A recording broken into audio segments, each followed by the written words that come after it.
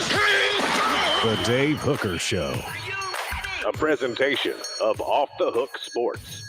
Objective insight, expertise, top guests. Available on YouTube, Apple, Spotify, and the Off the Hook Sports app. Download now for free. Also available on offthehooksports.com. I compute and obey. Now to Dave Hooker. Ready. Morning, Smoky Mountain Red and all those on the message board. Boy, you talk about lined up with a big-time show. We have it. Tennessee is on the verge of picking up another commitment this week. You can read about that on offthehooksports.com. Also, Luke Winstall has a great interview with him. And Caleb Giroux with the write-up. He's Caleb Calhoun. I am Dave Hooker. And Tennessee and the NCAA back in the news. If you hear some desperation in my voice, it's because, my goodness gracious, why can't these things be wrapped up? And if I do the rough math, Caleb, it seems like that Jeremy Pruitt hasn't been the head coach for the Vols in about 25 months. Does that sound about right to you? Oh, 27 months. 27 months, yeah. My goodness. I mean, I don't care which side you're on, if you're on Jeremy Pruitt's side or if you're on Tennessee's side to get this thing over with, or if you're on the NCAA, I don't care. But goodness gracious, talk about right to a speedy trial. I know that talks about our legislative branch and not the NCAA, but shouldn't it fall in line somehow, some way? Good morning, Caleb. I hope you're well. It should. I hope you're well too, Dave. I think this is by choice, though, with Tennessee. Yes, in the it's the judicial branch, not the legislative branch. But sorry, judicial. Okay. No, you're fine. There is a series of plenty, particularly in many states, where a lot of people accused of petty crimes have to sit and wait on trials, and that's a big problem. Most of the time, though, in that case and in this case with Tennessee, the accused likes to drag out the trial because they want to try to fix some things. So part of the reason there's not a speedy trial here is because of Tennessee. Let's get that out the way. Let's be fair here. That's true. So I want to go ahead and dive into this. And first of all, I want to remind you that today's tough question is brought to you by Craven Wings, and we're going to talk a little bit later in the program. So go to our Twitter page and go ahead and vote if you would like, because Hendon Hooker's flying up the draft boards. There's a chance he could be a Tennessee Titan. So would you like for Hendon Hooker to be a Tennessee Titan? It'd be cool because he'd be close, but seems like one Titan quarterback after another, whether he's a first-round pick or a journeyman, kind of gets there and hits this glass ceiling, and you would know more than I, being a Titans fan. So we will discuss that, but that is today's tough question brought to you by Craven Wings, and I'll tell you more about them throughout the program, and we love our relationship with Craven Wings. But first, let's get to the NCAA hearing on recruiting violations. And this is why we do the 5 a.m. production meeting instead of the production meeting the night before, right, Caleb? And this investigation is ongoing for a couple of different reasons. And one is that Jeremy Pruitt, through the Knoxville News Sentinel, will be a witness or at least testify as to his alleged role in paying players at Tennessee, even his wife paying players at Tennessee. That essentially seems to be what's holding this up is Jeremy Pruitt, and I'll give you some insight into that here momentarily. But Jeremy Pruitt doesn't want the 10-year show cause like Donnie Tyndall got. He doesn't want to face severe penalties because he knows he's not an elite coach at the NFL level. And if he doesn't coach in college, then he's going to be the guy who goes and gets coffee in the NFL. So he's fighting tooth and nail to avoid a significant show cause that would keep him out of the college game. And I guess there's part of me that can't blame him. There's part of me that if he's even done half of what's been alleged, he should just fade away. But that's his call, and he wants to fight it. So there he goes. Does he have a case, Caleb? It's going to be hard for me to believe he has a case.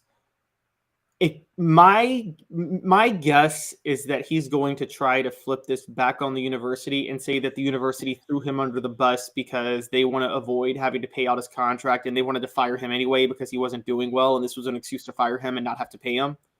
That's what my guess is. What he's going to say is, but there isn't just an internal investigation that revealed this. I remember when we broke the story in 2021. It broke it broke on the day of Tennessee's last game that year in 2020, excuse me.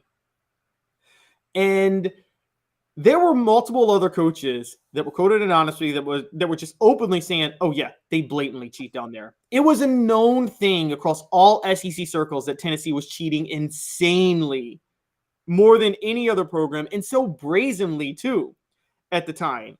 And what's funny about it is, if it wasn't an issue, yes, you would have had some transfers, as you do with the coaching change always. You had a ton of transfers happen after Pruitt was fired. And I think half of that was the administration going to the players and saying, look, you can't stay here. Y'all were part of the scandal. You got to go. Like, simple as that. And I think there's a lot more evidence against him than people realize. I think what he's trying to do is warn the university to stand down because he might have a little bit of dirt on the university in reverse. And I'm not saying he may be wrong on that, because I've said from the start, if Pruitt's dirty, Fulmer's dirty. Well, if you're Philip Fulmer, you want this to go away, and it's not going to. But I know Philip is focusing on his beekeeping nowadays, from what I hear, and he's big into beekeeping. So maybe we'll get him on the show to talk about beekeeping. We have a segment to fill with nothing to talk about, but until that time, sorry. Yeah, he doesn't want this to go any further, and that's why he's definitely faded away kind of into obscurity, keeping with bees, and he's at retirement age. But I will give you this inside knowledge. Since we've been doing this program, I had an intermediary reach out to me on Jeremy Pruitt's behalf to voice his side of the story, so to speak. I really had no interest. And maybe I should have been more journalistically driven, but at the time, I just, and I still stand by this, Caleb, I don't see how the extent of cheating as discovered by the university in their reporting, and sure, we've all seen cases in which a big institution, as a matter of fact, in the past 24 hours, wants to bury information. Okay. We've seen that happen, and it could well be the case here.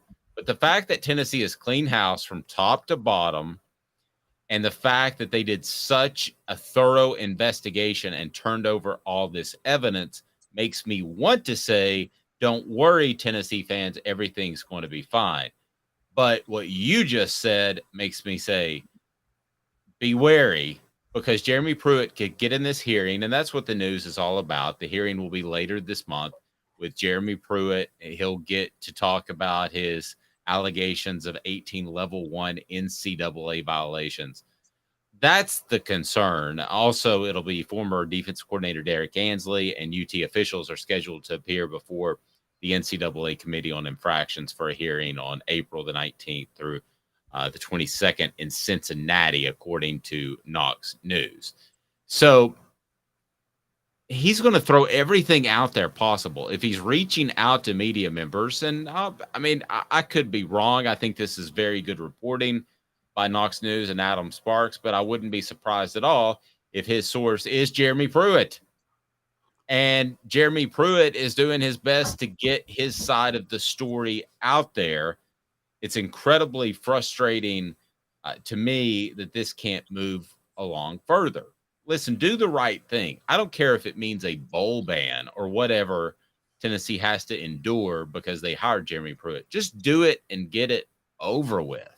It hangs over the university. It's not fair to the fans. It's not fair to a lot of people who signified a complete change in leadership at the university. That's what frustrates me. Please click the like button. Helps us open it up. Never forget that. Always remember. We appreciate that. Caleb, it just continues to hang over the university, and it's got to be very frustrating for Josh Heupel and the other recruiters on staff. Oh, yeah, you feel bad for Josh Heupel. You feel awful for the players. You feel awful somewhat for the fans. The university has itself to blame. They hired Fulmer, let Fulmer hire Pruitt, and then let Fulmer turn a blind eye to everything Pruitt was doing, when they knew Fulmer was not qualified for the AD job. Well, they have themselves to blame, but not the same group of people. I mean, it's a totally different group of people. I mean, I agree that you're still the same to a certain degree. Who? I'm sorry. I mean, they probably have similar. There's probably still some board members and boosters, though, that were players in all this that are still around. I mean, I agree. Different chance to a different AD, but yeah, it is funny that we haven't heard one booster particularly. I mean, where's this money coming from? That would be my only question that I would still have. I don't have any question about my eyesight anymore, thanks to Campbell, Cunningham, Taylor, and Hahn. No contacts, no glasses. Campbell, Cunningham, Taylor, and Hahn. I did the LASIK, and it was fantastic. And whether it's LASIK, cataracts, or just daily annual vision service that you need, that is Campbell, Cunningham, Taylor, and Hahn, and they're local right there in Knoxville. So does this clear up before football season? What's a realistic timeline? I'm completely asking you to speculate here because we don't know. I don't think we thought it would go on for 27 months, but a realistic timeline. Does this get done before football season? Or maybe more importantly, if it is any sort of pall hanging over Tennessee's football recruiting, is that taken care of by June, which is now the monster recruiting month? I doubt very seriously it's taken care of by June. I mean, I'm trying to think. I think it might, and let me break this down why. I can go back to a different timetable, but in 2011, Tennessee had their infractions hearing in June of 2011 that year for the Lane Kiffin hostess scandal and all of that. The punishments were landed down in August later that year. So it was only 2 months when that happened. And it was probably one of the most embarrassing things to watch because you had Lane Kiffin and Mike Hamilton at the hearing speaking on behalf of Tennessee, a program neither of them were part of anymore. And it was like, you felt so bad for the rest of the university because it was similar to this situation. You're looking at two people who are responsible for this who aren't there anymore. One bolted for USC and one tanked the athletic department to a certain degree.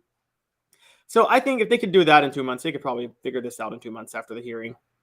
I don't know.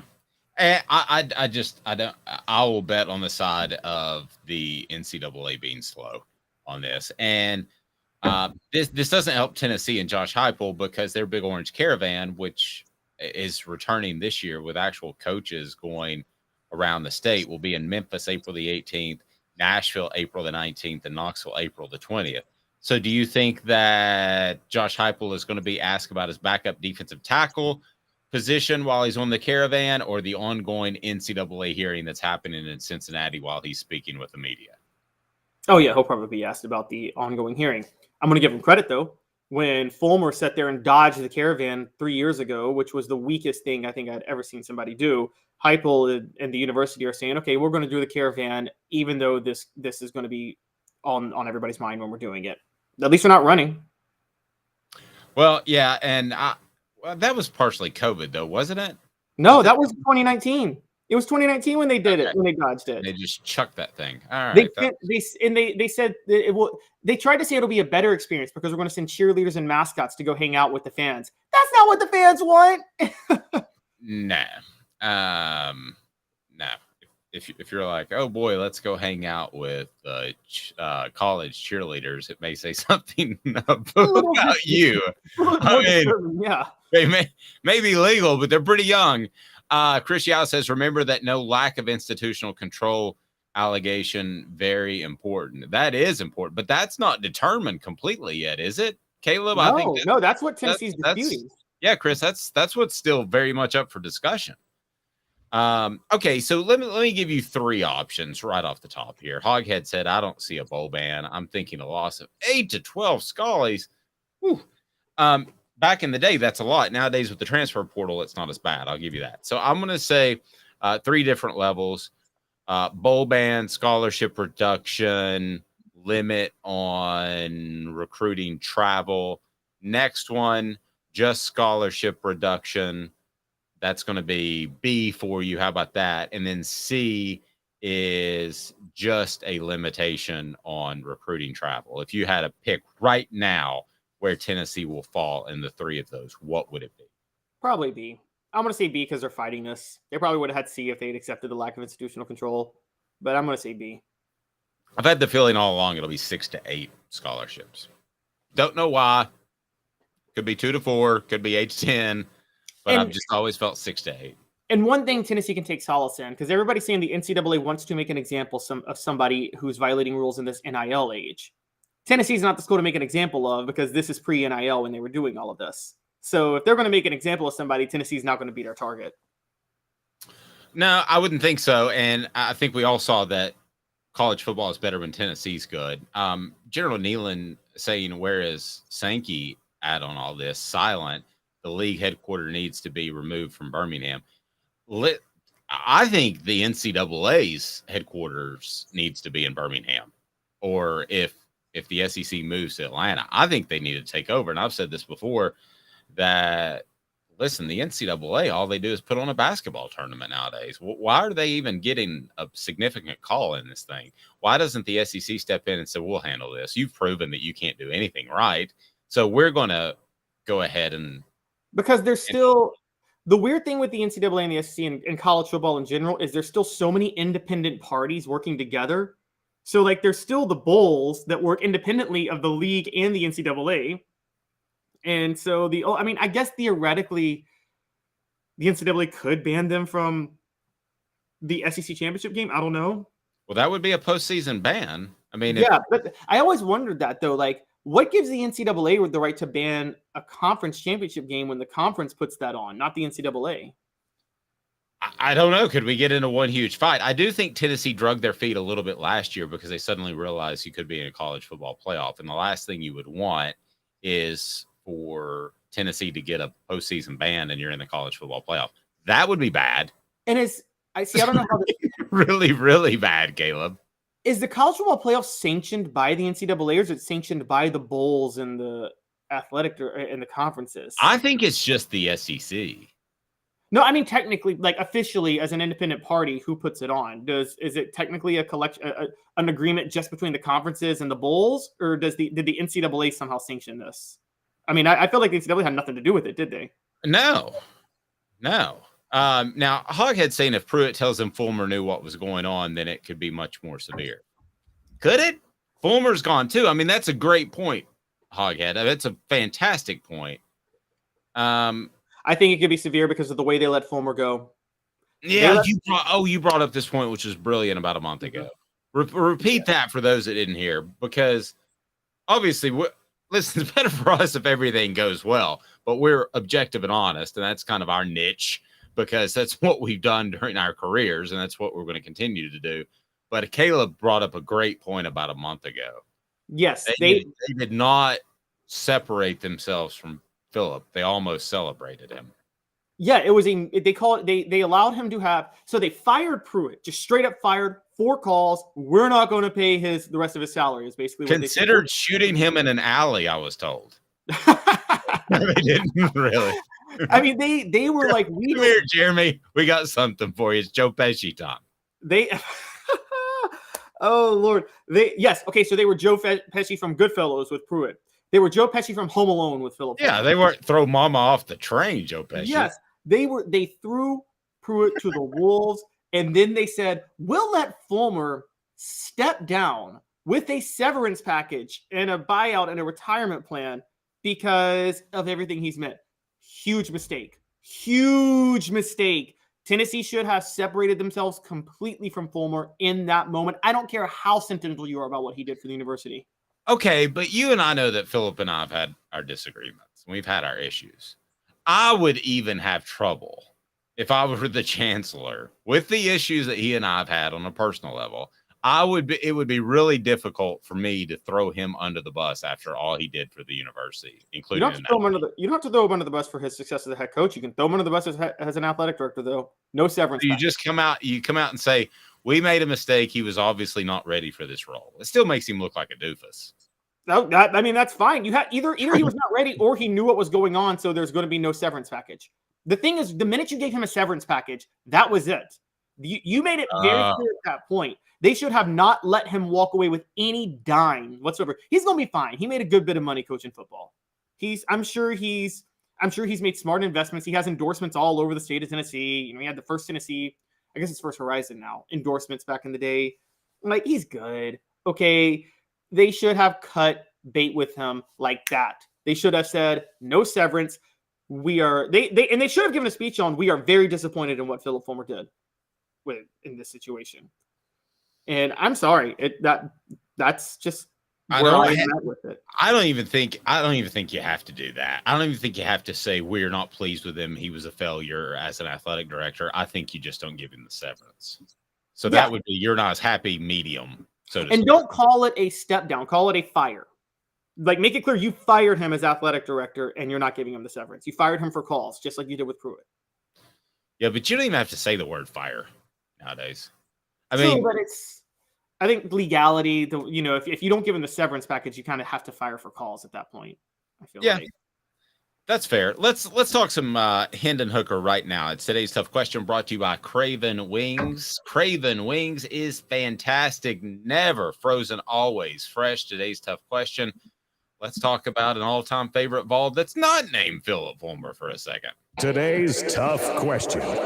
Take a side. Take a stand. The Dave Hooker Show, a presentation of offthehooksports.com. By the way, the Craven Wings today's tough question yesterday was about 3/4 to you would rather see the men make the Final Four than the women win a national championship. I'm just going to tell you, based off some television numbers, that's an old argument. 10 years ago, I would have agreed with you, but based off television numbers, and it may be an every once in a while thing, women's basketball can get Tennessee a whole lot of publicity if they can get anywhere close to the position they were at under Pat Summitt.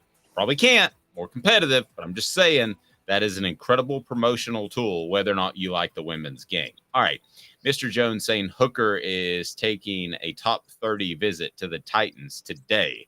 Top 30 visit. I don't know what that means. What does that clarify? Top 30 draft pick? Maybe. But he's visiting the Titans today. He is a guy that has been flying up the draft boards, but you're a Titans fan. So I ask you this, Caleb, would you want him to be a Tennessee Titan? Because it seems like to me, whether you're a first-round draft pick or whether you're a journeyman, you tend to just languish in that offense. And that offense is just basic run the football, and to a large extent, and I love that type of approach, but it just seems like a lot of quarterbacks go to the Titans and they're absolutely horrible. So that scares me for Hendon Hooker to go there. It would be awesome if he were just down the road and he were tabbed as their future. But I got to be honest with you, I don't want to see him go there. I would rather see him go to Seattle Seahawks type place where Geno Smith is probably going to play out a contract and then they'll want an upgrade. I would like to see him go to someplace like, I hate to say this, but it's true, the Eagles, who would tailor-make an offense to you as they've done with Jalen Hurts. I would like to see him go to a Baltimore Ravens type of place where they do some more innovative things. What do you think as a Titans fan? I am the most objective Titans fan you guys will ever meet. Let me say that up front. I love the idea of Hendon Hooker at Tennessee. Let me break down why. For those who don't understand Tennessee's offense, you're right. It's very simple. As long as they stick with the offense they have. Let me start with that. And you don't have to have Derrick Henry. You can have any power running back to play in that offense. Derrick Henry I love the guy, but he's replaceable. As long as you keep the offensive line in the interior of the offensive line, Tennessee's offense is basically, you're right, ground and pound, wear down the defense. And then they need a quarterback who can do two things. Who can deliver the ball when they get hit and has a pretty deep ball. Doesn't even have to make great reads. Just has to have a good deep ball and has a little bit of mobility. Hendon Hooker has all three of those things. He can deliver the ball when he gets hit. He's got a beautiful deep ball, and he's got mobility. You never really see more than one or two reads. The problem with Mariota before Tannehill, because people wondered how Tannehill worked out so well and Mariota didn't. Mariota was not able to stand and deliver and take a hit. He was very accurate. He actually doesn't have a bad deep ball, but he couldn't take a hit. You got to be able to take that hit in the pocket. You talked about that with Danny Werfel and Steve Spurrier's offense. It's not the same with Hooker in this offense because you're not throwing 50 times a game and getting hit every time you throw the ball. But when you do throw the ball, you got to be willing to get hit. And Hendon Hooker, I think, is a perfect fit for this. I think let Ryan Tannehill play out the last year of his contract. Let Hendon Hooker develop. I'm sorry. I love it. You stick with this offense. It's beautiful. The reason the Titans offense quarterbacks have failed over the past 15 years post Steve McNair is they've just picked bad quarterbacks. Okay, it's that simple. Jeff Fisher tried to make Kerry Collins Peyton Manning in 2009, 2010. Right. Vince Young was very thin-skinned, not helped by the fact that, I got to be honest, I think Jeff Fisher sabotaged Vince Young's career. I'm not saying it was all Fisher's fault. Vince Young had his own demons, but Jeff Fisher was willing to sabotage the Titans to stick it to Vince Young. Then they went and drafted Jake Locker. That was the dumbest draft pick. Anybody that watched college football around that time knew Jake Locker wasn't cut out for the NFL. Agree with that. And then they went for Mariota. So Jake Locker's parents would disagree with you, but everybody else would agree with you. Yes, you're right. Jake Locker's parents would disagree. Everybody else would agree. My big thing is if you're completing 55% of your passes in college, I would never touch you. The only exception to that so far has been Josh Allen, but that is the rarest, most unique exception possible. Every other quarterback, my baseline is you have to complete 60% of your passes in college. A couple of things based off, and man, I love they're the smartest listeners and viewers. I love the input there, so keep it coming. A couple of things we just need to go ahead and get out of the way now. We need to say this is not going to be an offense with Hendon Hooker that's based around Derrick Henry, okay? Because he's going to sit behind Ryan Tannehill, who somebody posted on the message board, which is a great point. He can sit a year or two. So this offense, at that point, Derrick Henry, the tread will be thin on the tires, and you'll be thinking about another direction to go. Maybe it's just another power back, and you run the same type of offense that you're running now. Maybe you get more innovative that I would like to see with Hendon Hooker because I think he's that bright, and I think he can handle that. But let's forget about Derrick Henry. Derrick Henry could be on two other teams by the time Hendon Hooker's ready to play. So we've seen the Cowboys cut bait with Ezekiel Elliott, and that's what you do with a power back when you feel like he's starting to slip a little bit, and they're not going to be very patient because once it starts to go downhill, it goes downhill very, very fast. Smoky Mountain Red pointed out, I feel like they're talking too much about the age of Hooker. How many quarterbacks come into the league and have maturity issues? ESPN is just creating a narrative. A mature Hooker is a good Hooker. Well, I don't know about the end of that, but I will say this. I don't understand why the age of Hooker is any sort of negative. To me, that's an incredible positive, Caleb, that he's 26 years old. I mean, a lot of quarterbacks don't start playing their best until they are of that age, and they can play into their 40s nowadays. I don't see what, as a matter of fact, to me, that's a bonus, whoever we're talking about, to be a little bit older, more mature. So where it's a little bit different for Hendon Hooker is I think we have to acknowledge that Hendon Hooker's mobility is going to be a necessary aspect of his game. His ability to run. He's going to have that running threat. He can't, and this is mainly because he just never played in a system that did this, so he hasn't learned it at all, but he can't be a Tom Brady, Peyton Manning, even Aaron Rodgers. And I'm not talking about on that level. That can't be his style. He's going to have to use his mobility some. Mobile quarterbacks have a shorter shelf life, so their window is a little bit shorter, so I don't know if he can play into his late 30s. I will say that it doesn't matter, though, because he's only 24, and you're right. If he sits behind a guy for a year or even two, okay, so he's starting at 26 or 27. Even with his mobility, that's a good at least 6 years of elite quarterback play. I don't understand this whole I want a guy for 15 to 20 years. I think the NFL's a win-now league, and I think it's always been a win-now league. And the worst mistake people make is trying to find somebody, is preferring the 10 to 20-year guy over the 5-year guy. I'm still not over. Look, one of the reasons Peyton Manning didn't choose the Titans, this is well known, was because Mike Munchak and the coaching staff and Chris Palmer wanted to go forward with Locker and did not want to change up their game plan or their playbook for Peyton Manning. That is the dumbest thing ever done in the history of sports. That doesn't mean they didn't. That doesn't mean they didn't want Peyton Manning, by the way. It just meant that they weren't willing to change up their playbook because they still thought Locker was their future. Who cares about your future? I'll take 4 years of Peyton Manning over 20 years of anybody. So I think if you can get a good 5 to 6 years out of a quarterback, That's fine. The Ravens only got 5 good years out of Joe Flacco. They got a Super Bowl out of those 5 years. Now they should have let him walk after he wanted that contract, but that's a different story. Well, we're going to have some fun with 4 Downs, brought to you by Zul Beer. Zul Beer, XULbeer.com is the official craft beer of Off the Hook Sports, worldwide award-winning craft beer. ZulBeer.com. Check them out. They've got parking downtown, and they have just an awesome panoramic view of downtown that you'll enjoy there at XULbeer.com, ZulBeer.com. Look them up. Check them out. 4 Downs is now. 4 Downs. 4 questions. 4 answers. The Dave Hooker Show. 4 Downs. A presentation of OffTheHookSports.com. Okay, so here we go. First down. Make an argument that Will Levis is a better prospect than Hendon Hooker for the NFL. I have to make that argument. Yeah. So here's what I'm going to say, because we're playing devil's advocate here. I'm going to say has a slightly bigger arm, doesn't throw the deep ball as well. A big arm is more about just the deep ball, and is incredibly tough. But I would take Hendon Hooker over him, and it's not close. What about you? Yes, I would easily take Hendon Hooker. I'll make the argument. Let me preface with what this reminds me of. I took a constitutional law class in college, and we had to make the argument that segregation was constitutional, even though we all disagree with that now. So this is what this reminds me of now. Well, we're not going to segregate anybody, but Will Levis. But because they teach you to make the argument from the other side. Sure. And so Will Levis.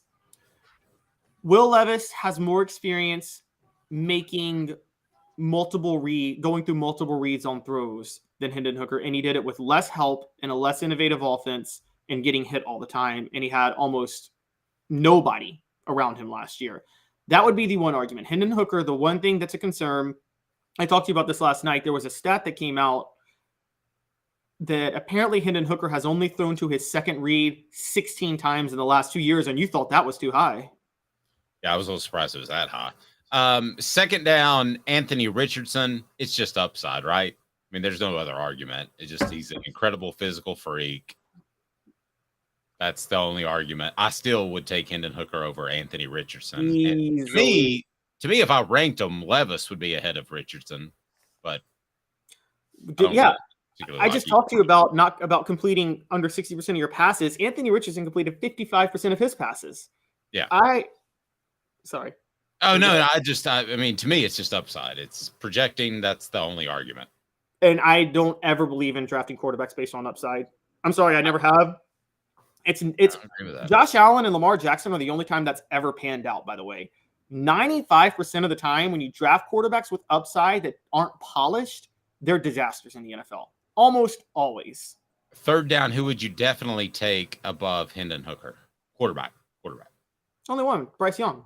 I'm not against taking CJ Stroud over Hendon Hooker, but Bryce Young's the only one I would definitely take because I take Bryce Young over anybody in this draft.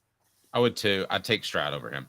Is there any chance fourth down this is a smokescreen that people are inflating Hendon Hooker to try to better their leverage for teams that want to trade up and get a quarterback? It's possible because the Titans are hinting that they're interested in Hendon Hooker, but just 2 days ago it sounded like they wanted to trade up for the third pick, which would mean they're trying to get Anthony Richardson. So that's possible for some teams, and maybe even the Titans being one of them, which if they do that, I will be here in May lashing out at the Titans, and it'll be a regular running gag of me trashing the Titans, and I will be so upset if they draft Anthony Richardson. I might break something. Don't want that. Well, yes, I think some teams, there's no question, are smokescreening. I think half the information we hear is a narrative that people want us to believe, fake news, Mr. Jones wants to call it. Whatever the case may be, I think about half the stuff you hear about the draft and who people are interested in is the smokescreen, if not 75% of it. So, yeah, there's a great chance that's the case. There's a great chance, as a matter of fact, an absolute chance, you'll find the home you want with AndyMasonRealEstate.com. Go to AndyMasonRealEstate.com and know that you'll get the best service and the best prices in the business. Just that simple. And they've been based out of Knoxville, over 40 years of experience. And AndyMasonRealEstate.com will take care of you. He's done so for me. Save me thousands, if not tens of thousands of dollars. So in the end, where do you see Hendon Hooker going, Caleb? I think late first round. I actually like your take on Seattle. I think Seattle's a really good fit for him, and I think he's going to end up there. I think Pete Carroll does tailor his offense, and he's not committed long term to Geno Smith. So I think Seattle's going to be a spot. Quick break, then the basketball Vols are playing transfer portal. It's about time. Stay tuned. Off the Hook Sports. To own the more that owns every job, then get to Vassy Lawn and Garden in Cleveland and get you a Toro. I'm David Vassy, here to talk to you about Toro. With a Toro Zero Turn, you'll get more out of every minute and you'll reach the finish line faster. At Vassy's, we like to say, no matter if you're mowing 3 acres a week or 11 lawns a day, homeowners and business owners alike find confidence in equipment they can trust from top to bottom. Vassy Lawn and Garden, Highway 60 North in Cleveland. Man alive, it's worth the drive. Hi, Mike Davis here with City Heating and Air, reminding you to always dare to compare. Our team provides quality local heating and air service, installation, and maintenance across East Tennessee. We use only the best equipment like American Standard heating and air conditioning for your residential, new construction, or commercial needs. Honesty, dependability, and customer satisfaction have been the cornerstones of our business since 1961. City Heat and Air. Dare to compare.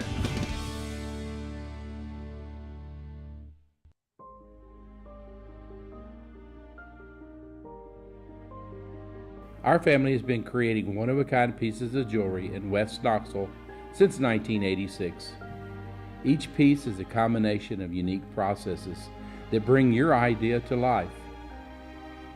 Every day in our shop, a truly special item with a story all its own is being manufactured in our facility, bringing the history and family sentiment into a whole new generation of life.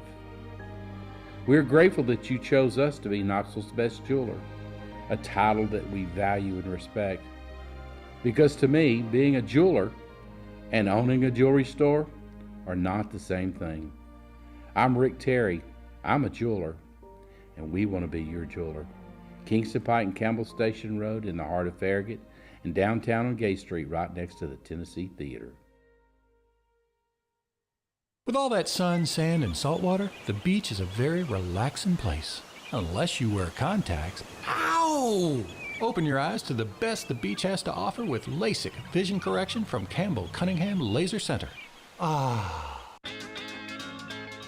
What's up, everybody? This is University of Tennessee tight end Jacob Warren, proud to announce that I'll be working with Craven Wings again this season. And I want you to give your all and try my signature sauce, Sauce 87. At either of the Craven Wings 2 locations, Chapman Highway in Seymour and South North Shore Drive at the Markets of Choto. When you're craving wings, it's gotta be Craven Wings. Online at cravenwings.com.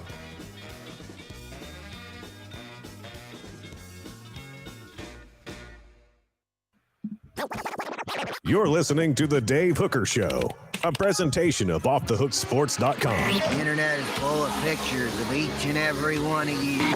Available on YouTube, Apple, Spotify, and the Off the Hook Sports app. Download now for free. Is there nothing you people can't do? Also available on OffTheHookSports.com. What's something that you consume that you just can't mess up, Caleb? Something I consume that I can't mess up. Yeah, because the Mist is out of town, and I had to make coffee this morning for myself. And I tried to mess it up. It's strong enough to kill grass if I were to pour it out in the backyard. But it's really strong. Feeling good. Feeling hyped. Feeling ready. Need a trip to the gym. Strong is relative. You're a Gen Xer, Dave. I'm sorry. Anybody before millennials, y'all like water for coffee. No, I think that's the opposite. You all with all that fruity coffee that you do with your Starbucks. No, that's what we do for like treats. When we actually do coffee, though, that's like our third drink of the day. Okay, that's our third coffee of the day. Our first coffee is straight black.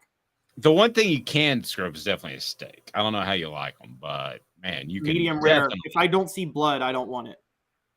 Yeah, and I had that happen. I actually asked for rare. I went to a steak place the other day because I'd been there previously and it was overdone, and they still overdid it.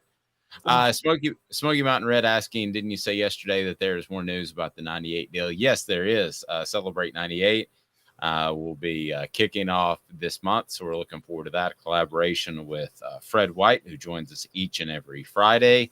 So that should be a lot of fun, just lining everything up, and really excited about that. Portions of the program brought to you by City Heating and Air Conditioning, cityheatandair.com. Integrity matters.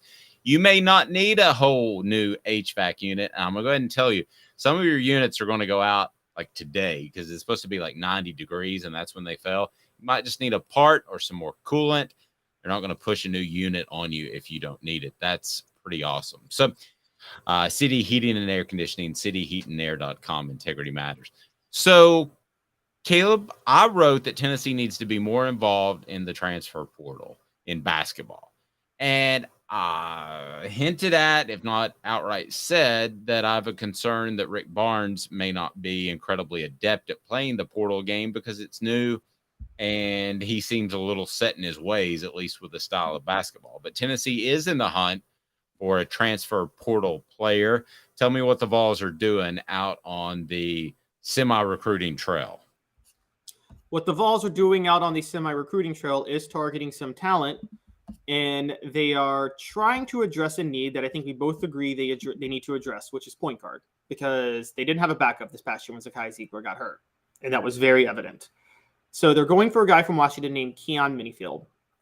What they're also doing by going after Keon Minifield is doubling down on the outdated style of play that Rick Barnes is committed to that is driving me insane as a person who can't understand why coaches are so stuck in an old school way.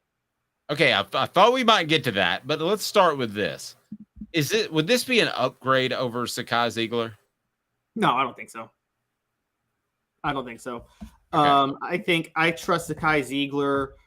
I mean, just to bring it up, I'm just pulling up the stats right now. Zakai shoots over 80% from the free throw line. Keon Minifield shoots under 70%. Now, he's a freshman. He was just a freshman, but he shot under 70%, and he shot 33% from three. Tennessee needs a point guard who can be a threat from outside. I don't know how to get this through Rick Barnes' head. You need more shooters. Are you listening to me, Rick Barnes? You need more shooters.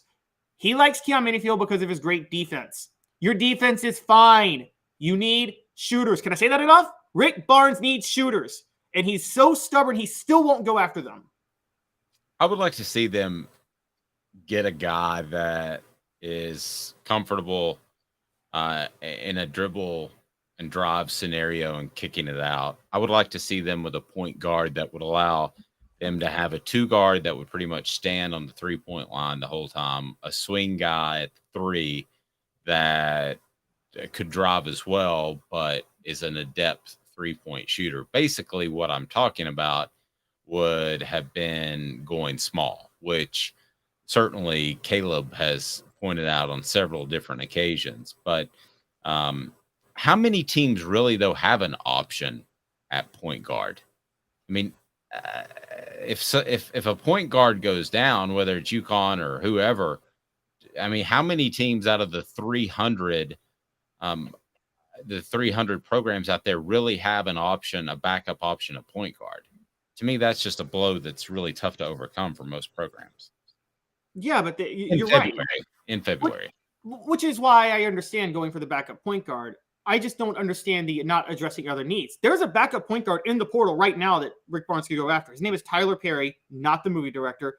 Tyler Perry, Tyler with an O, Tylor Perry. He's a North Texas transfer. He's 5'11". He shot over 40% from 3 the last 2 years. He hit 3 threes a game last year. Looking at his stats now, he's 87% from the free throw line. He's pretty good defensively. He averages over a steal a game. This is the type of guy Rick Barnes needs to get.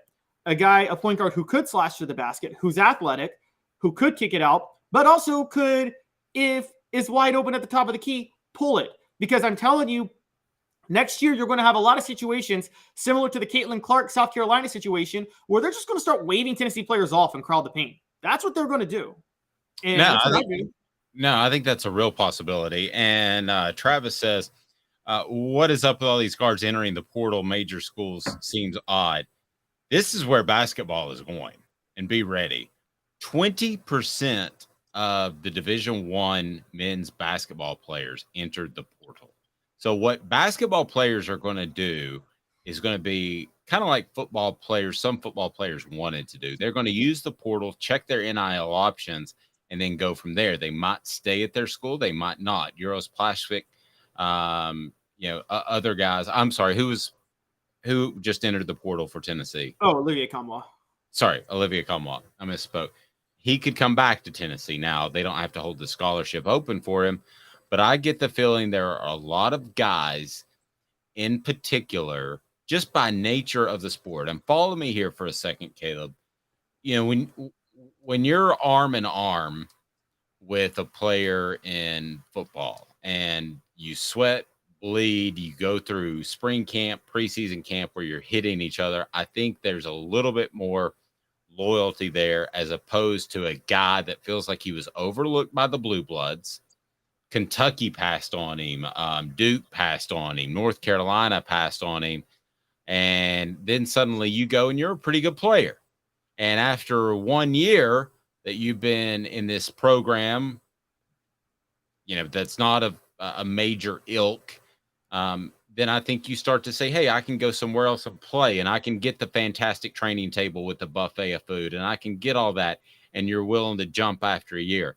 That is going to be college basketball. Now, I do think within 2 or 3 or 4 years, some people I was talking to, that you will see a 2-year contract with some of these guys eventually, but you're going to see this more in basketball than you are in football. The transfer portal will be a bigger factor in basketball. And if Rick Barnes isn't ready to play that game and up for it, and he doesn't land a couple of guys in this transfer portal period, I think that's a huge red flag for the Vols moving forward, because it tells me he doesn't want to play that game and he wants to stay old school, and that would be bad. Well, I think he's willing to play the transfer portal game. He's not old school recruiting. He plays the new school recruiting game and gets who he needs. He's old school in his X's and O's and what he thinks works in basketball. I will say I agree with you mostly. One of the things that people don't understand with the difference between basketball and football, let's compare pro and college for a minute. Every NBA player, guys, from the 12th man on the bench in the NBA was the star player on his college team. That's not the case in the NFL. Most football players were one of the guys on their college football team. There's very few that were like the absolute star on their football team. Most football players were one of the guys. Every single NBA player was a superstar at their college. Basketball is much more star-driven. It's much more individual-driven than any other sport, by far, bar none. That's why, talent-wise, the NBA is the most elite league of any professional sport in the world. You name it, NBA is by far the most elite league. That filters down to college basketball. It filters down to AAU. It filters down to high school basketball. The 12th man on the bench on his college basketball team was the superstar on his high school basketball team. It's just that simple. So you're right. Many players are going to have, they're not just going to see what they did at a lower level and think they've proven themselves. They're going to have a lot of voices in their ears too. Basketball is probably the hardest sport to get a player to accept the fact that he needs to be a role player. They just don't want to do it because more than any other sport, they've been the big dog on campus since they were 12. Here's the other thing to remember as well, is with a lot of these players, they just basketball in general believe that you're better than you think you are. I don't know why it is, but I've always thought that more the case. It seems like football, you get your comeuppance in the first year or two. You realize that physically you had a long way to go. And basketball, a lot of these guys believe they are better than they are from the get, and that never changes. That's just my experience from covering basketball and football. There's a different mindset. Now, I'm not saying basketball is better or worse. With football, on the flip side, are very guarded and hesitant to even talk to the media. But I just, with basketball, you need to be willing to reshape your roster. This is what concerns me about Rick Barnes. You need to be willing to reshape your roster every year. And is he going to do that? I don't know that that's going to be the case. You say he's not old school in recruiting. Well, no, but I mean he's shown a willingness to reshape his roster year to year. He has shown that. His problem is he sticks to his philosophy no matter what. Yeah. Well, if they can get a guy that can score, that would be fantastic for the Vols. Or that can shoot more than anything. Not score from the mid-range. Julian Phillips can do that. They need a guy that can shoot, that can actually shoot the ball. I wonder if Tennessee's tournament run and all the negative publicity they got from Jay Billis hurt them more than the positivity for making the Sweet 16. Because if I'm a prospect and I'm watching that, that's not the style I want to play for. You can win me over with all that Tennessee can offer. You can win me over with all the facilities. You can win my mom over by the fact that I do think that Rick Barnes is a good person morally and in a lot of ways. But what I saw on television during the tournament leading up to the Sweet 16 and in the Sweet 16, that didn't win me over as a prospect. That's not the style that most kids want to play.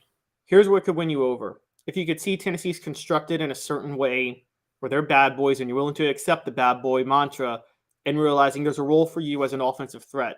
Think about this. Oh, here's one for you, Dave. Basically, you're saying what Vescovi coulda, shoulda, woulda been. Yes. And Zakai went down. Yes, exactly. A great example of this was, remember the 1980s, the bad boy Pistons. They were the bad boys. They were the rough and tough team. What did they do right before their championship runs? They traded Adrian Dantley for Mark Aguirre. Mark Aguirre did not fit like the bad boy mantra, but he was the perfect complement to it because they needed a shooter. They needed a guy that could do that, and he accepted the role. I'm a Grizzly fan. The early 2010s Memphis Grizzlies were constructed just like the Pistons. They were mean and tough with Zach Randolph and Tony Allen. Their only weakness was they never found that one finesse shooter. I thought they were going to make a run at Carmelo. They never did. A guy that is willing to say, hey, while they do all the grunt work and the toughness and playing physical, I can be the scorer. I can be the star that's scoring all the points. Caleb, they had 3 solid scorers on that team. Nobody's elite, though. Isaiah Thomas is pretty elite. Joe Dumars was elite. Oh, you're talking about the Pistons. Yeah. Vinny Johnson that would come off the bench, the microwave. I mean, he was an elite scorer when he got hot.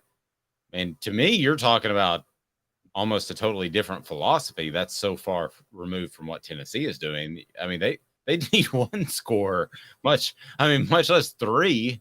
Well, I think Phillips would be a better scorer. I do, if Tennessee could stretch the court a little bit. What happens is when Julian Phillips gets into the lane, everybody crawls the paint because there's no threat on the outside. So I actually think Tennessee has a couple of scorers.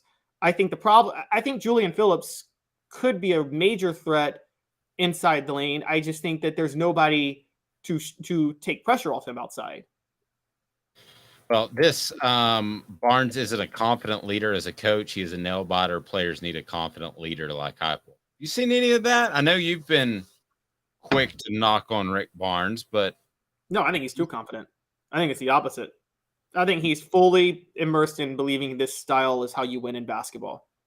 Again, he's Gene Hackman from Hoosiers. That's what Rick Barnes does. Portions of the program brought to you by Vassy Lawn and Garden. Man alive, it's worth the drive. The drive from Knoxville, Nashville, Cleveland, and they're in Cleveland, Chattanooga. Get to Cleveland. Man alive, it's worth the drive. Toro, count on it. Industrial mowers, they've got them. They've also got fantastic commercial mowers as well, and they've got whatever you need for your personal property. So if you're starting a business or your business is currently restocking, know that Vassy Lawn and Garden has buying power that will save you money. It's fantastic. Check it out. Vassy Lawn and Garden. Go to vassy.com. And coming up, the Ultimate Participation Trophy Award. And do you support Tennessee players that transfer? Curious, because I got into a little bit of a Twitter tussle with someone about what really defines a VFL. So we'll discuss that. Stay tuned. Back in just like 2 minutes. Hang with me. He's Caleb Calhoun. I'm Dave Hooker. Family has been creating jewelry since 1986. Each piece unique with a story all its own. I'm Rick Terry with Rick Terry Jewelry Designs. I'm a jeweler, and I want to be your jeweler. We're grateful that you chose us to be Knoxville's best jeweler. My family and staff look forward to serving you. So please come see us. Kingston Pike and Campbell Station Road in the heart of Farragut, and downtown on Gay Street, right next to the Tennessee Theater. Hi, Mike Davis here with City Heating and Air, reminding you to always dare to compare. Our team provides quality local heating and air service, installation, and maintenance across East Tennessee. We use only the best equipment like American Standard heating and air conditioning for your residential, new construction, or commercial needs. Honesty, dependability, and customer satisfaction have been the cornerstones of our business since 1961. City Heat and Air. Dare to compare.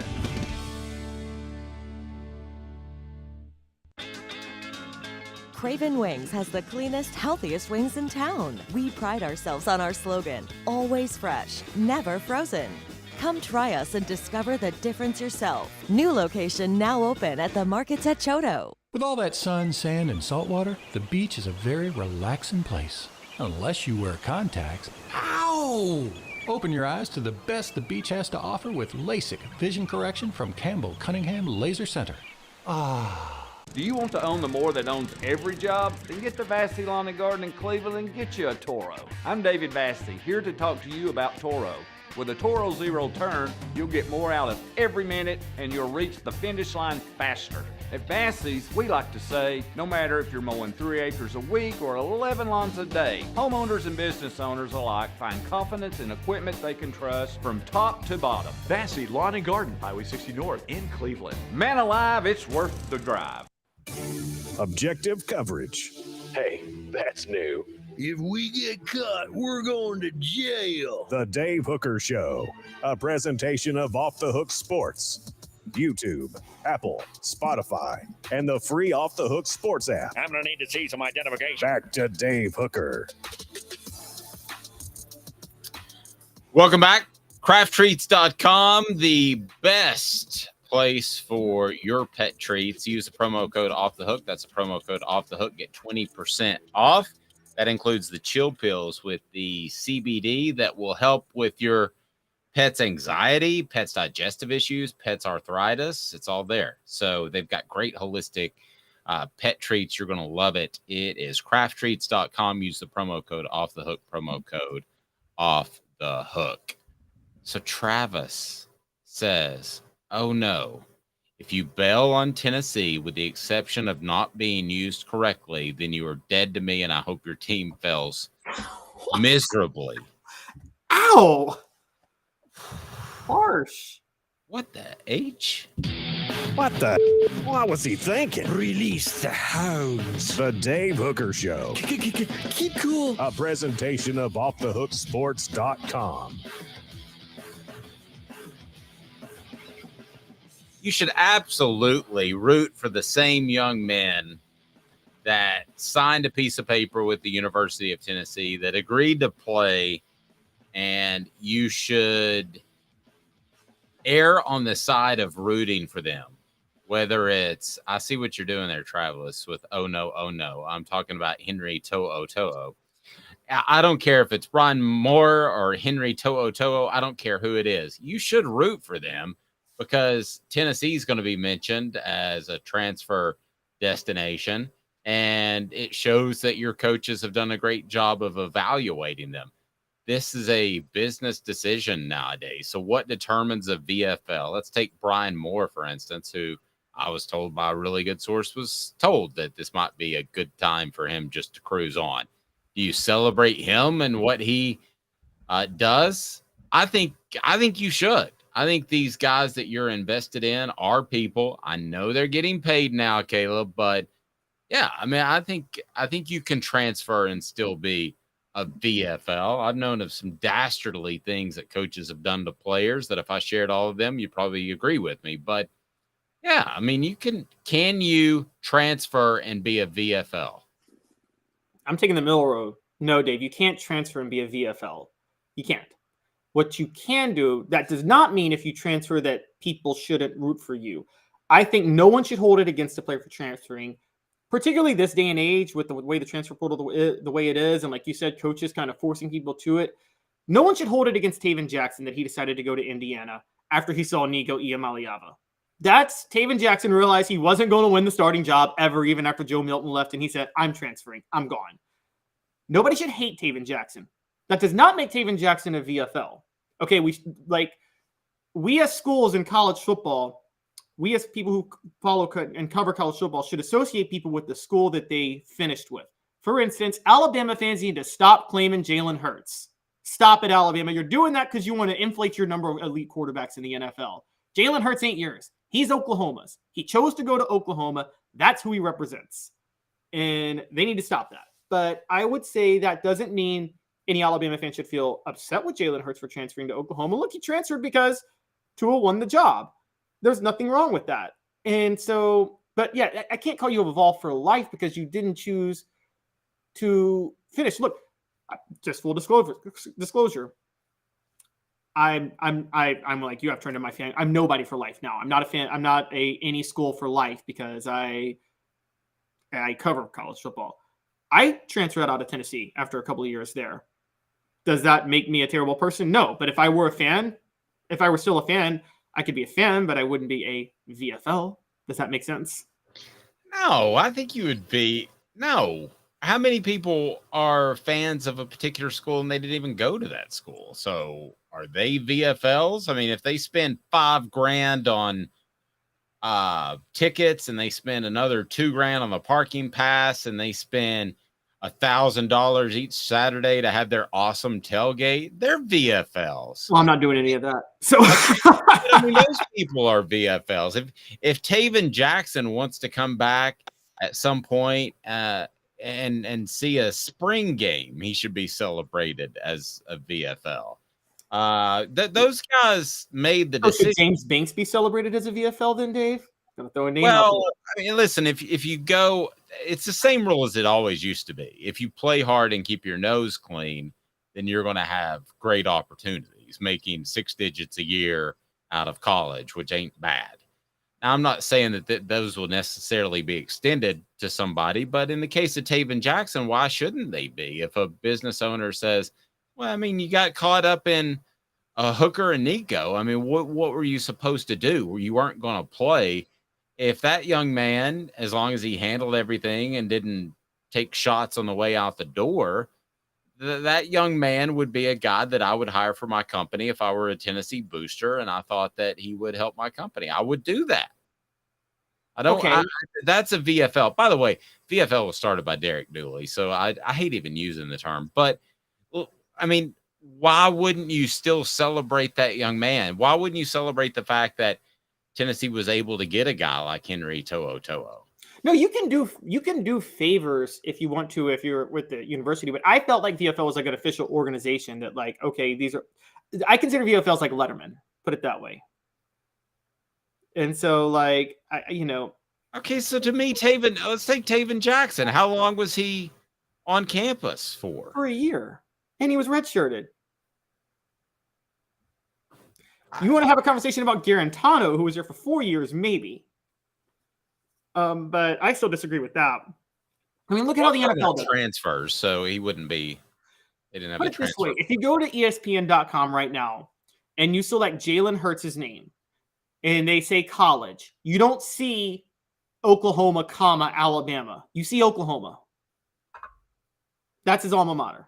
True. Travis says you can't transfer to Alabama or Florida under any circumstances. I'm not just being nice or kissing up to Travis because he's one of our favorites. That makes a little bit more sense to me. If you go to another SEC school, in particular Alabama, Florida, or Georgia, then no, you're not a VFL and you're not invited back to watch the spring game 10 years from now. And David said, wish them well, but not a VFL. I'm where David is. Wish them well, but not a VFL. So even Indiana, I mean, to me, if you go to a lesser school, you should still be after. I mean, I was writing the story on Ollie Lane, and he's been through 3 head coaches. I mean, after some of the stuff that these guys have been put through, shouldn't we give them a little bit of grace if they decide to transfer to an Indiana? None of us are saying don't give them grace. They deserve all. You can root for them. You can hope they do well. You can do favors for them if you're a company and you think they're a nice guy, whatever, and you understand why they transferred. All that's fine, but like the VFL to me is an official, like, and I mean, apply it to any school, anywhere. If you played for that school and you transferred, whatever, you are one if you're an athlete, you're one school for life, and that school is the school you finished at. I just think that's natural. I think Taven Jackson will finish his career a Hoosier for life, and that's something to be proud of. And so, unless you play basketball. hey, maybe he's the guy who turns Indiana into a powerhouse. You don't know. I don't think you will be, but I mean, now like Justin Williams Thomas shouldn't be because he bolted basically after a semester. The running back. I mean, and that kid couldn't decide where he wanted to go. He went to Stanford at first and then went to Cal. I mean, I'm not saying those guys, but there should be some exceptions made for some of these guys. Mr. Jones says life has to have loyalty attached to it. But let's be honest with me on the message board. Who in creation, and hit that like button, hit the thumbs up button, but who in creation, if they're Henry To'oTo'o, would have stayed after what he must have seen under Jeremy Pruitt and knowing that Alabama was right there ready to prepare him for the NFL? What would you tell your son? Or, I would have said go to Alabama, but you're missing our point. We agree with you that like you can't fault these people for doing this. Nobody is saying these people should be criticized or hated on. These people a lot of people criticize them on the Twitter and such. The people who criticize them are wrong. No, and what most of us I think on the message board are seeing is you can root for them. You shouldn't criticize them. They're making a decision for their future. Everybody makes a decision for their future. That's fine. But are you this thing for life? That's a little bit harder to say. Let me give it to you on a reverse way. I'll give you a way you love because you're a Cowboy fan. Deion Sanders is not in the Cowboy Ring of Honor. Right. He shouldn't be. He only played there for 2 years. He only played there for a few years. One of the reasons people think he's not in the Ring of Honor is although he won a Super Bowl with them, he also may have played a role in them not winning another Super Bowl. He did. No, for the Niners, he definitely did. Yeah. And so it kind of like, okay, he played for the Cowboys. He won a Super Bowl with them, but he's not in the Ring of Honor because really his net value to them was canceled out by playing for the 49ers. I know, totally different scenario, but kind of the same concept. Similar to how... You know what else is the same concept, Caleb? Is you would have said Jason Witten and Dante Stallworth shouldn't be VFLs because they left to the NFL early. No, I wouldn't have. Never would have said that. Some people would have. That mindset was out there. And that mindset was 20 years ago. Yeah, it was stupid at the time. But, even Philip Fulmer used to say you're projected as a first-round pick, but to get into the top half of the first round is even more money, so you should come back.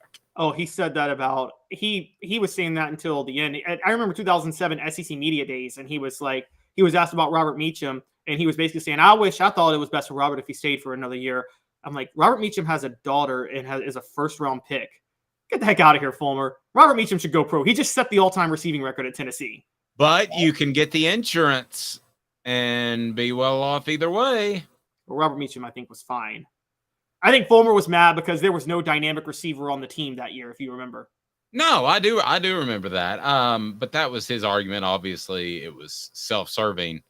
There are a lot of things. There needs to be less ambiguity. There needs to be more transparency. Right now, we don't know why a guy left. He might have been told to leave. He might have been told to leave. And that's way different than a guy saying, I can't handle this competition. I mean, he also might have signed up and not been good enough. Or he might have been like Kaidon Salter and just gotten arrested twice within like the first 3 months on campus. But I thought that was a way, honestly. I don't know if you remember the Kaidon Salter story, the 4-star quarterback that committed. Josh Heupel comes in. He was suspended for spring ball for like weed. Then he got suspended. He got arrested in June again for weed. This was before Heupel's first year, so Heupel dismissed him. I thought it was a little silly to dismiss somebody for weed, but it was 2 instances, and it was a way for Heupel to say, like, I'm here to clean up the program some sort of way. So, well, quarterback is definitely held to a higher standard. I want to talk some recruiting after this as the Vols are on the verge of picking up a commitment. Hang tight. I'll tell you who it is. Just 2 minutes with Caleb Calhoun. I'm Dave Hooker, off the Hook Sports. And Craving Wings South North Shore location, where we've heard people say that you can get the best wings in East Tennessee. Pero ¿quién es este? el número 87, Jacob Warren. I'll just do 6 on my sauce 87, please. Imposible, señorita, dale 6 más. Look at these wings, perfectas, deliciosas, fantásticas. Man, I don't know what you're saying, but it sounds awesome. How do you say fresh, never frozen in Spanish? Frescas, nunca congeladas. Make your way to Craven Wings and get you 6 más. But what was funny about Kate is we were a full continuum of care at that time. We had detox, we had inpatient, we had outpatient. So we were doing a lot of the things that we do now. But now we just do them so much better. It's really a simple program, but we're complicated people. I am what I am, and now I got to do something about it. You can take your life back. Call Cadis today. Got cataracts? We can fix that. Never miss another moment. With a little help from Doctors Campbell, Cunningham, Taylor, and Hahn at cctis.com. Do you want to own the more that owns every job? Then get to Vassey Lawn and Garden in Cleveland and get you a Toro. I'm David Vassey, here to talk to you about Toro. With a Toro Zero Turn, you'll get more out of every minute and you'll reach the finish line faster. At Vassey's, we like to say, no matter if you're mowing 3 acres a week or 11 lawns a day, homeowners and business owners alike find confidence in equipment they can trust from top to bottom. Vassey Lawn and Garden, Highway 60 North in Cleveland. Man alive, it's worth the drive. Our family has been creating jewelry since 1986, each piece unique with a story all its own. I'm Rick Terry with Rick Terry Jewelry Designs. I'm a jeweler, and I want to be your jeweler. We're grateful that you chose us to be Knoxville's best jeweler. My family and staff look forward to serving you. So please come see us. Kingston Pike and Campbell Station Road in the heart of Farragut and downtown on Gay Street, right next to the Tennessee Theater. Objective coverage. Hey, that's new. If we get caught, we're going to jail. The Dave Hooker Show, a presentation of Off the Hook Sports. YouTube, Apple, Spotify, and the free Off the Hook Sports app. I'm going to need to see some identification. Back to Dave Hooker. Tennessee's going to pick up a commitment from cornerback Shamar Arnaud out of Alpharetta, Georgia, 2025 prospect. And taking a hard look at Auburn and LSU, but I believe the relationship between Arnaud and Willie Martinez will result in Tennessee's next commitment before the end of the week. He is set to announce sometime on Friday. So again, a 2025 prospect. If we take a look at the Vols recruiting overall, the 2024 class is certainly coming into shape. Jake Merklinger, the quarterback that recently committed to Tennessee. Then you also have another 4-star prospect in Jonathan Eccles out of IMG Academy in Florida. J.J. Harrell out of North Panola is a 4-star wide receiver. I should have said Eccles is an athlete. My apologies. Caleb Beasley, related to Aaron Beasley out of Lipscomb Academy, a 4-star prospect. Marcus Corey Jr. is a 4-star prospect out of Cleveland, Tennessee, Bradley Central. And then you have Carson Gentle out of McCauley and Chattanooga, 3-star prospect. So Tennessee off and rolling. But again, we believe that they will land another one for the 2025 class. Again, Shamar Arnaud is scheduled to make his announcement on Friday. He has looked at Auburn and LSU. I believe he ends up at Tennessee. So the Vols continue to recruit at a high level. Mr. Jones has a great nickname already, Merklinger the Gunslinger. Not bad. Or it could be Merklinger the Benchwarmer if he never gets beyond Nico, quite frankly. Caleb, we'll see. But Tennessee recruiting, it's so crazy to me how the recruiting calendar has moved up. But Tennessee's class will be 75% put together by the end of June. Yeah, you're right for 2024. And as we're seeing now, they're already looking into 2025. Shamar Arnaud, I'm noticing a theme with Tennessee with their targeting of cornerbacks recently. Maybe you've noticed this, Dave, but that they're trying to get some. Well, that's point number one. That's point number one. But Shamar Arnaud is 6'1". They seem to really be targeting size at cornerback. Is that a new thing in college football? It seemed like back in the day you could have a 5'9", 5'10" quarterback. Is that a thing of the past, do you think, in football?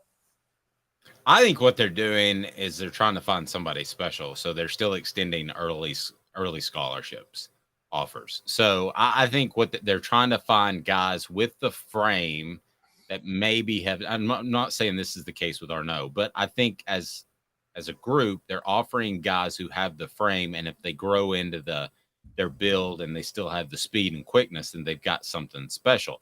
Remember, this is recruiting in the transfer portal period. So if they show up, they can be told, hey, I don't think you're going to play. Might be a good idea if you go elsewhere. So this is a totally different world we're dealing with right now, Caleb. So I think they're taking some guys with bigger frames. Is that a college football change? I think you'd always like the bigger guy, wouldn't you? Yeah, I think that's what I was wondering, because there's a lot of Jordan Matthews and Ricky Travis were both in the 6 feet 6'1" range, I believe, and it just seems like that's something they're going for. With Shamar Arnaud, for those who are curious, Milton, Georgia, that's in Fulton County, so it's not like some random obscure part of the state. It's in the hotbed of high school football. So to be a 4-star, which he is on Rivals at the very least, this early in that and against that level of competition is a really, really, really good sign. Also, Milton High School, so one high school in that unincorporated community, and it's got an enrollment of about 1,400. So there was probably a good bit of competition to actually be able to start at that high school, which is a good sign. Yep, and David's referring to Jacob Warren, Cooper Mays. Those are guys I assume you're talking about that stayed around and they became VFLs, and they did. And let's face it, Jacob and Cooper, who we work with, will have fantastic opportunities in Knoxville and Tennessee and beyond when their playing days are over. So we get kind of back to that VFL conversation, and they will. I mean, that's part of the whole VFL thing is you have that support system after.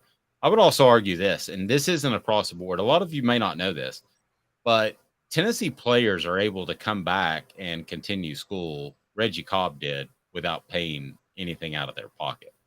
And they're able to basically step in and get a scholarship even after their playing day. So it happened to Reggie Cobb. He came back and got his degree. Also happened to Dwayne Goodrich after the tragedy that happened in Dallas. After he served his prison sentence, he came back. He and Fred White got their degrees together. So I think that part of it, the VFL thing, probably needs to be impressed upon players even more. I don't know that they understand that. I don't know that they would listen at 17 or 16. Every player thinks he's going straight to the NFL. But if that's your VFL status, but here's what it comes down to, Caleb, is there are cases where the coaches are saying it's better to leave. Yes, if the coach is forcing you out, it's a thing. Now, if you're transferring because you're not playing, I still think I'm with you. If you're not starting at Tennessee, chances are you're not going to start at another Power 5 school. That's usually how this works with the transfer portal. It's worked with players coming into Tennessee, and it's worked with players leaving Tennessee. If you're not starting at one school, there's a reason, and usually you're not going to start at another school. You might as well stay at the school that you went to and get your degree and not risk being – look, you go into the transfer portal, you're in limbo at that point, guys. You're stuck in limbo. You may not land with the school, and then you got nothing at that point.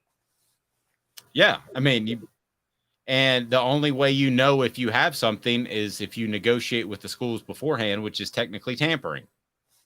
Exactly. So if I'm Taven Jackson, I'm not going into the portal until I know I've got a spot at Indiana. Which, if you notice, he went into the portal and got the spot like the next day. So he knew. Indiana wanted him initially, though, too. So I think he knew he was okay. Yeah. But technically, if he even calls them, that's tampering. Yeah, exactly. And by the way, I'm sure Josh Heupel, I'm sure there's a code among coaches, unless they're really upset. Like, Josh Heupel's probably not going to snitch about that because he might want to tamper somewhere else. It's kind of like politics, House of Cards. You can get a lot of benefits doing favors for people.